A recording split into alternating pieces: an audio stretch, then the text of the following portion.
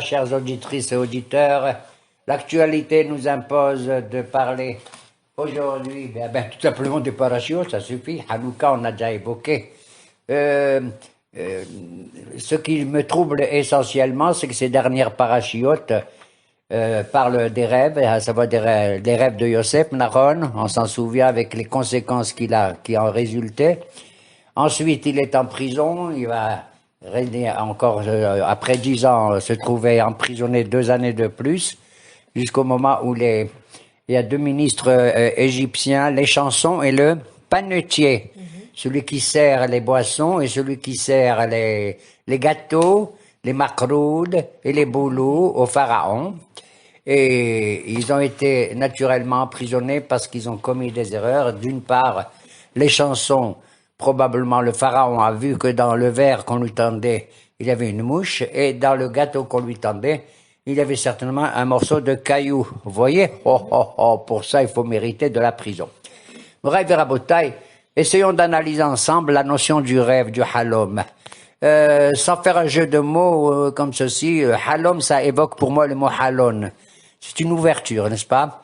C'est une fenêtre qui s'ouvre vers l'extérieur, comme si ton intérieur à toi, ta personnalité, eh bien, refuse d'être le centre de tout, bien entendu, d'une certaine manière, mais elle veut effectivement rentrer en dialogue avec le monde qui l'environne, mais elle le fait d'une manière avec la plus grande discrétion.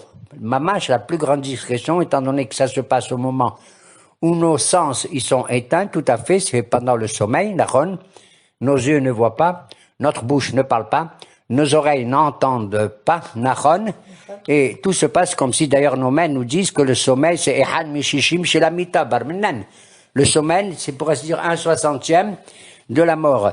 Comme le miel, c'est 1/60e de la manne qu'on a reçue dans le désert. Il y a des choses comme ça qui sont 1/60e de ceci, 1/60e de cela. Et d'ailleurs le Shabbat, c'est aussi 1/60e du Olam Haba. Et donc, on se trouve dans ce monde-ci, et j'ai l'impression que le rêve, d'une certaine manière, c'est une manière d'épancher et de vider un peu tout notre inconscient, notre subconscient.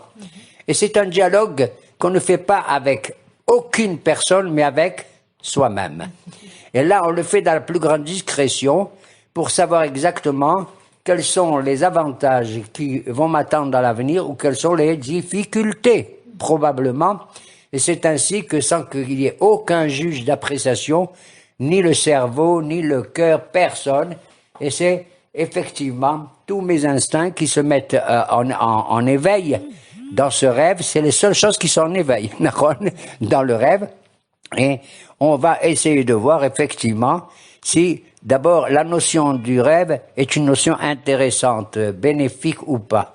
À tel point que nos maîtres nous ont dit que David Amelech, il a fait toujours des cauchemars. Et un homme qui fait des cauchemars et tout, il ne doit pas avoir peur, c'est une très bonne chose. C'est comme s'il recevait, pour ainsi dire, les résultats de toutes ses activités, même les moins bénéfiques, même les moins positifs d'une certaine manière. Comme a dit un rabbin, si je fais un cauchemar où je ne me sens pas très bien, ben tant mieux. Ça veut dire que j'ai reçu ma punition dans ce sens-là, pour ainsi dire.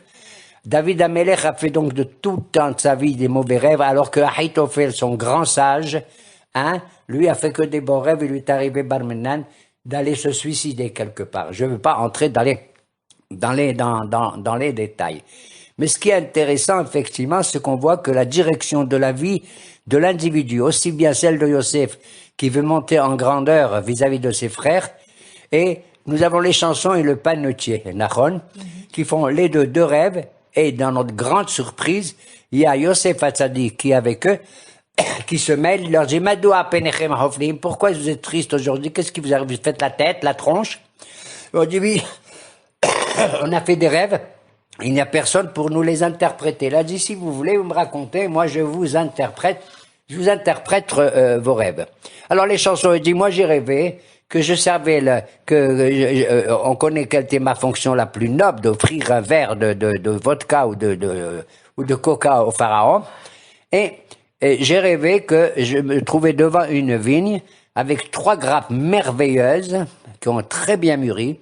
j'avais un verre devant moi dans la main, j'ai pressé les grappes dans le verre et j'ai tendu ce verre au pharaon. Et Yosef lui dit, waouh, dans 3 jours exactement, tu seras libéré, tu vas à nouveau retrouver ta fonction. Le deuxième, le panetier fait un rêve et dit, mais moi aussi, il a cru qu'on allait interpréter dans le sens bénéfique. J'ai rêvé que j'ai porté 3 paniers de gâteaux sur la tête et brusquement, il y avait des oiseaux qui sont venus ou un oiseau qui est venu sur ma tête et il a mangé tout ce que j'avais fait. Et le pauvre Joseph a dit, excuse-moi, mais toi, dans 3 jours, parce que tu as 3 paniers sur la tête, eh bien, tu vas être pendu, tout ça. Comment peut-on, nous, maintenant, en tant que lecteurs, comprendre ce genre de rêve? Pour le comprendre, je m'adresse, mes chers amis, et j'espère que vous n'êtes pas en train de dormir, puisque je parle des rêves, eh bien, que je vais vous donner une image concernant des artistes, essentiellement des peintres, des grands artistes qui font des beaux tableaux. Une fois, il y a un artiste merveilleux qui a fait un tableau magnifique, et ce tableau montrait un homme en train justement de tenir un panier qui contient des graines magnifiques, des graines adorables et tout, de toutes couleurs. Et le tableau était tellement beau, les gens le regardaient, que des oiseaux réels, vivants, vraiment, sont venus et ils ont cru que les graines du tableau, c'était des vraies graines. Ils ont voulu les manger. Waouh, tout le monde dit, quel artiste vous êtes, quel artiste. Mais moi, Rabin Gad, je vous dis, c'est un très mauvais artiste. Pourquoi? Parce que ces oiseaux ont été attirés par un tableau magnifique, bien sûr, mais ils ont été attirés étant donné que les graines étaient dans le tableau les plus vivaces, les plus réelles d'une certaine manière, vivantes. Mais le bonhomme qui les tenait avait tout à fait inefficace, presque mort. Il était inactif. Alors que dans le tableau, il fallait que tout soit vivant, tout soit beau. Et surtout plus que le panier, il fallait que ce soit l'homme qui soit tellement réel, n'est-ce pas, dans la réalité, que la nature, que l'art doit rencontrer la réalité comme il convient. Je ne sais pas si on appelle ça l'impressionnisme, pour ceux qui sont, je ne veux pas dire de quelle politique, d'accord, ou surréaliste. Et donc on voit que ce qui a attiré les oiseaux, c'était précisément ce côté-là des graines, alors qu'ils auraient dû ne pas affronter, ne pas venir manger les graines. Pourquoi? Parce qu'ils auraient eu peur de qui? De l'homme, s'il avait été vivant, pour ainsi dire. Eh bien, c'est peut-être comme ça, mais Modra et Rabotaï, qu'il faut comprendre les 2 rêves de l'échanson et du panetier. En ce qui concerne les chansons, pourquoi Yosef Hatzadik l'a interprété d'une manière positive? Tout simplement parce que dans ce rêve-là, les chansons étaient actifs. Il avait maintenu cette fonction qu'il avait avant d'être emprisonné. Et il le faisait aussi au profit du qui? Du pharaon. Nachon. S'il avait, on voit que dans ce texte, il y a 23 versets qui parlent de tout ça. Qu'est-ce qu'on s'en fout qu'ils ont rêvé ou pas pour nous, la Torah? Pour te dire que même quand des goyim y rêvent, c'est très très important pour l'avenir. Nachon. Et donc, on voit que c'est l'activité de l'échanson dans son rêve qui indiquait effectivement qu'il y avait un sens dans ce rêve. Que pour ainsi dire, le rêve, il correspondait d'une certaine manière à la réalité des choses qui vont arriver. Et voilà pourquoi il sera effectivement libéré 3 jours plus tard. Alors que chez le panetier, il est là, il est tout à fait inactif. Il tient 3 paniers sur la tête, il bouge pas, et ce sont les oiseaux qui viennent manger son pain. Alors c'est l'homme qui compte ou c'est les oiseaux qui comptent? Le panetier est resté inactif, c'est-à-dire que il avait fini toute sa responsabilité. De là, j'apprends que quand un rêve est vivant d'une certaine manière, et lorsque celui qui le rêve est véritablement efficace, actif, intervenant, il est la vedette essentielle de ce rêve, alors il peut se réaliser. Quand on n'en sait rien. Les rêves de Yosef, tu sais combien de temps il a mis pour arriver? Se réaliser 22 ans.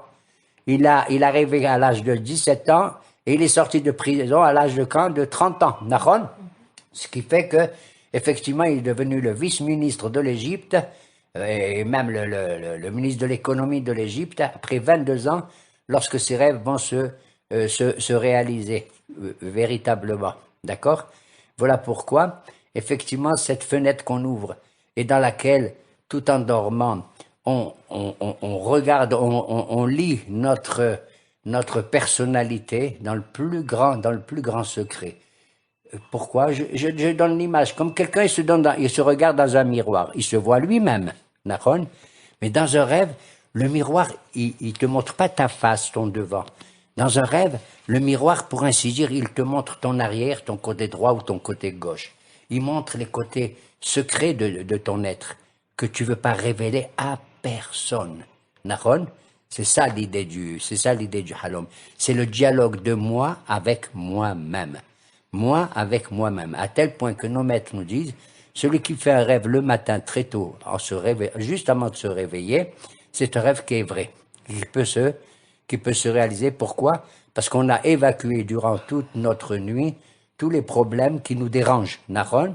Et à ce moment-là, l'esprit est beaucoup plus clair. Alors ils disent, nos maîtres, un rêve qu'on fait le matin va se réaliser. Ou un rêve qu'un copain a fait sur toi-même, quelqu'un d'autre. Pourquoi? Parce qu'il est tout à fait, comment dirais-je, objectif. Et c'est pas toi uniquement qui fait vraiment ce rêve. Donc on voit que pour ainsi dire le rêve, c'est peut-être dans le secret le plus grand, l'ADN de l'individu. L'ADN, Naron, c'est ce qu'il y a de plus secret en lui. D'ailleurs, ADN, tu sais d'où ça vient en hébreu? Du mot adnout. Comment on appelle les socles qui maintiennent le Mishkan, le sanctuaire? Adné à Mishkan. Et c'est Adnout, c'est Aleph Dalet Nun Yud 65, d'accord? Gematria 65, comme le nom d'une de mes filles. Donc, et donc, on croit que c'est fini, effectivement, et on va aboutir à la paracha de cette semaine, qui est celle de Miketz. Et à nouveau, nous sommes surpris par le rêve d'un homme important. Qui c'est? Dans la paracha de Miketz, Vaï Miketz Shenatayim Yamim ou Pharaon Holem. Au bout de 2 ans que va purger Yosef dans sa prison, on apprend quoi? Miketz Shenatayim Yamim, ça veut dire qu'il n'a pas rêvé pendant tout ce temps. C'est le raza, ce Pharaon. Ou Pharaon Holem, ici la Torah, elle nous surprend. Dit quoi? Pharaon, il est Holem lui aussi? C'est incroyable. Tu sais que le Halomot Mamash, on dit c'est 1/60 de la Névoa aussi. On a vu dans la Bible que même Lavan, il a rêvé. Il avait presque une prophétie lorsque Dieu lui a dit, attention, je veux que tu fasses aucun mal, ni même du bien à Yaakov. Avimelech aussi, il va recevoir une information divine. Nachon? Bil'am Harasha aussi va recevoir et tout. On va dire, au Pharaon Holem, c'est quelque chose d'absolument surprenant. Ça veut dire, il est attaché à quoi? Et alors, ce Miketz, le mot ketz, il a une fin à chaque chose. On arrive au bout. Il ne faut pas être désespéré. Même si tu es dans la plus grande obscurité, tu arriveras au bout du tunnel. Nachon, c'est la phrase que nous disons. Qu'est-ce que c'est un halom? Je vais te dire une phrase facile. Ner Adonai Nishmet Adam. La lumière de Dieu, c'est l'âme de l'homme. Tout se passe comme si l'âme, dans le rêve, peut s'exprimer plus librement que quand on est en état d'éveil. Beaucoup plus. Parce qu'en état d'éveil, le corps, il domine tout le reste. On veut manger, on veut boire, on veut s'amuser, on est fatigué, etc., etc. Nachon? Et là, maintenant, la Neshama va s'expliquer. Ner Adonai Nishmat Adam. D'ailleurs, pendant la fête de Hanouka, justement, quand on ouvre le Hechal pour lire le Sefer Torah Hanouka, on cite tous les psukim où il y a le mot lumière, lumière, lumière, lumière. C'est merveilleux. C'est que le rêve est une lumière à l'intérieur du sommeil de la nuit. T'as compris? Le halom, c'est het lamed vav mem.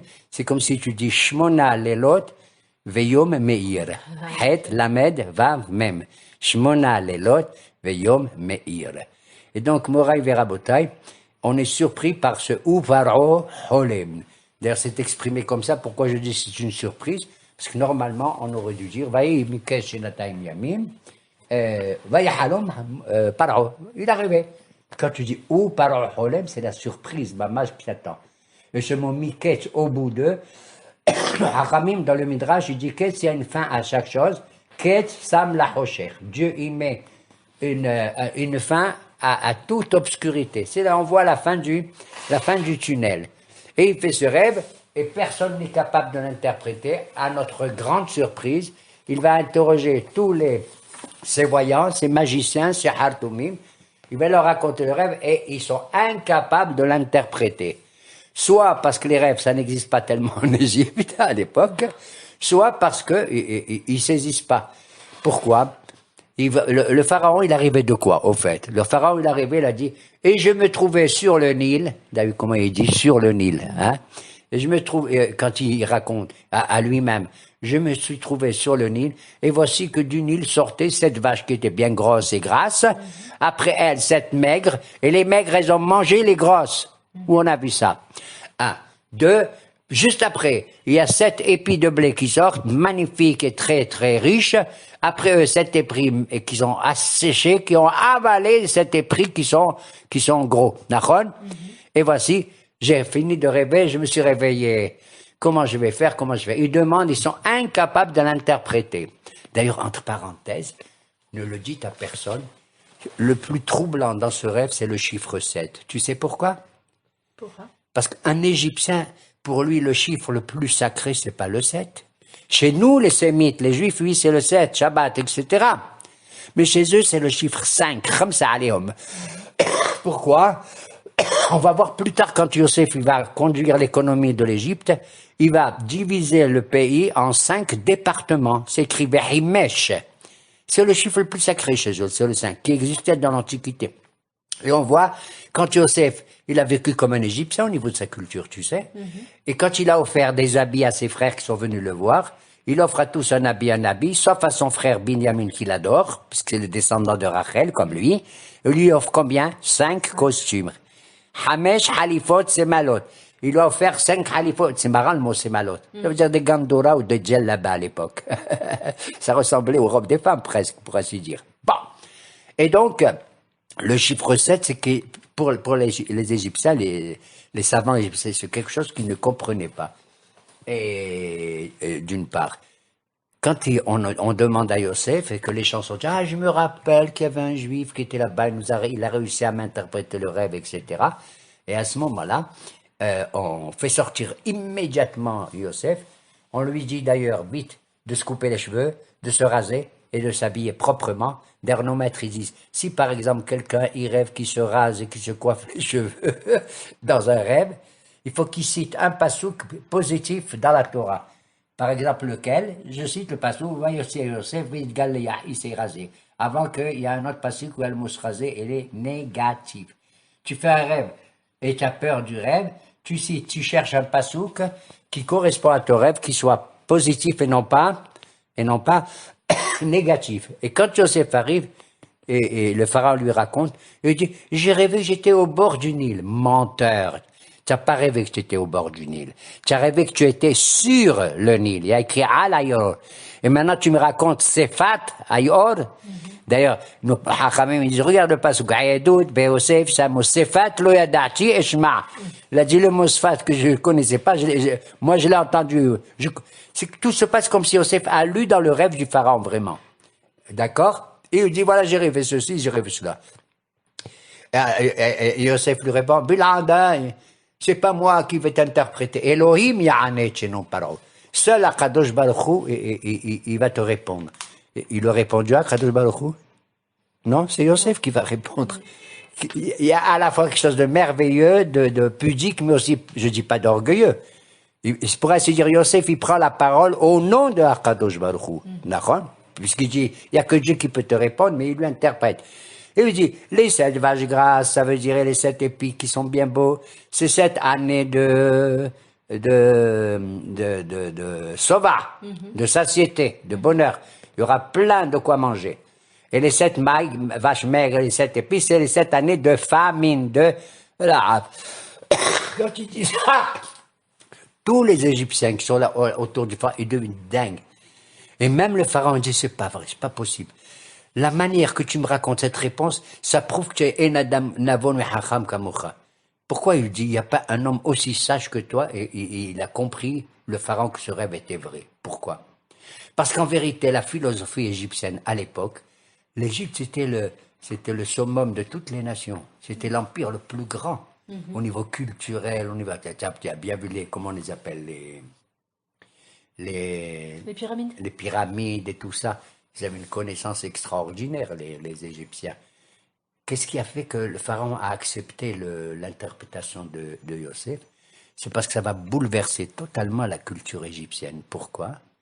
Parce que chez les Égyptiens, le monde, il est soumis à la nature. Or, la nature ne change pas. La nature, on l'appelle la nature morte. Ils ont vécu pendant des siècles avec un bonheur matériel immense qui jamais ne s'est arrêté. Jamais, jamais, jamais. La preuve, c'est que le pharaon, eux et tous, ils comptent sur le Nil, celui qui donne justement toute la parnassa. D'accord? Toute la parnassa. On ne peut pas imaginer ce qui va se passer. Et brusquement, on lui dit, tu sais, le monde où on se trouve, quel que soit l'empire le plus riche, le plus fort et tout, peut basculer d'un jour à l'autre. Il y a la satiété, bien sûr, mais il peut arriver aussi la famine. Et tu es gouverné maintenant par le chiffre 7 et non pas par le chiffre 5. Nahon, le chiffre 7 est devenu un chiffre sacré que le judaïsme a adopté. Alors on voit à Moraï Verabotaï qu'il ne faut pas avoir peur d'un rêve. D'ailleurs, le texte de Hachamim dit Sheva Yalin Bali Pakedra. Celui qui passe une semaine sans rêver, c'est très mauvais pour lui. Mais alors moi, des fois, j'ai rêvé, mais je ne me rappelle pas pendant plus d'une semaine. On a rêvé, mais on oublie. Ça peut arriver. On oublie qu'on a rêvé. Et ce qui est merveilleux, c'est de voir que la vie, elle continue. Même lorsqu'au niveau matériel, on est tous endormis, on est tous comme ça allongés. Et rien ne se passe dans le plus grand silence du monde. Et même dans le plus grand silence du monde et de l'individu, en lui, c'est la meilleure parole qui existe. Tout se met à marcher dans le calme, dans la sincérité, dans la vérité. Voilà pourquoi le halom, c'est une fenêtre qui s'ouvre sur qui? Pas seulement sur les autres, mais surtout sur moi-même. Et je règle mes propres comptes avec moi-même. Mon ADN et mon inconscient maintenant frappent de temps en temps à la porte pour après le rêve, pour me réveiller. Et Ratson, Moraï Verabotaï, qu'on se réveille tous, bien sûr, Vaïhimi Ketz, à la fin, Ketz Sam Lahocher. Il y a une fin à toute obscurité et nous devons voir autour de nous que la lumière des 8 jours de Hanouka qui a gagné justement la soi-disant culture des hellénistes, des Grecs, parce qu'effectivement, la philosophie grecque était très, très, très attrayante. Elle a même séduit beaucoup des Juifs de l'époque. Beaucoup, beaucoup. Et comme dit Rabbi Yehuda Halevi dans le Kuzari, c'est vrai, la civilisation grecque est très belle. Mais tu sais à quoi elle ressemble? Elle ressemble à un beau jardin où il y a des arbres qui donnent des très beaux fruits magnifiques de toutes les couleurs. Mais à quoi ressemble la culture juive? Elle ressemble à un jardin où il y a des arbres, mais dans ces arbres, il y a toutes sortes de fruits de toutes les saveurs. Et c'est ça qui nourrit les individus beaucoup plus que les fleurs. Shalom ou bracha.